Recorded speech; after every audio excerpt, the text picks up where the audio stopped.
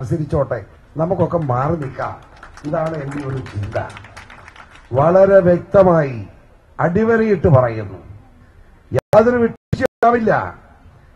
ഈ തീരുമാനം തെരഞ്ഞെടുപ്പ് പ്രഖ്യാപനം വരുന്നതിന് മുമ്പ് വളരെ വ്യക്തമായി അടിവരയിട്ട് ഞാൻ ജനങ്ങളെ സാക്ഷ്യപ്പെടുത്തിക്കൊണ്ട്, എന്റെ മാതാപിതാക്കന്മാർ സഹോദരിമാരെ സാക്ഷ്യപ്പെടുത്തിക്കൊണ്ട്, അഭിയന്ന് പിതാവിനെയും വികാരി ജനറൽമാരെയും സമര സഖാക്കളായി 5 പേരെയും അഭിയന്തരായ വൈദികരെയും സിസ്റ്റേഴ്സിനെയും സാക്ഷ്യപ്പെടുത്തിക്കൊണ്ട്, ഈ മാധ്യമ സുഹൃത്തുക്കളെ സാക്ഷ്യപ്പെടുത്തിക്കൊണ്ട് ഞാൻ പറയുന്നു, ആ 2013 തീയതിയിലെ നോട്ടിഫിക്കേഷൻ ക്യാൻസൽ ചെയ്യുകയോ അല്ലെങ്കിൽ ഈ ബഫർ സോൺ ഉൾപ്പെടെ പിൻവലിച്ചുകൊണ്ട് 123 വില്ലേജിലെ ഇടതിങ്ങിപ്പാർക്കുന്ന ജനങ്ങളെ ജീവിക്കാനുള്ള അവസരമൊരുക്കുന്ന തിരുത്തൽ ഉത്തരവ് കൊടുക്കുകയോ ചെയ്യാത്ത പക്ഷം ആ നിമിഷം എന്റെ കൈവശം ഈ ഗവൺമെന്റ് ചീഫ് സാരം ആ നിമിഷം ഞാൻ രാജിവെച്ചിരിക്കും.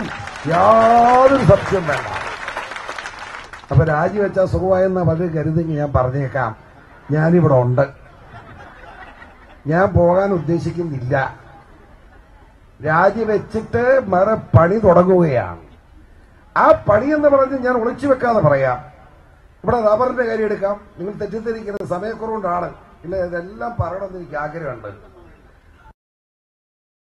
പിന്നെ അഭിപ്രായം എന്താ? നിങ്ങൾ മാധ്യമ സൃഷ്ടി മാത്രമേ ഉള്ളൂ. പാർട്ടിക്കകത്ത് ഇതിനകത്ത് യാതൊരു ഭിന്നാഭിപ്രായമല്ല.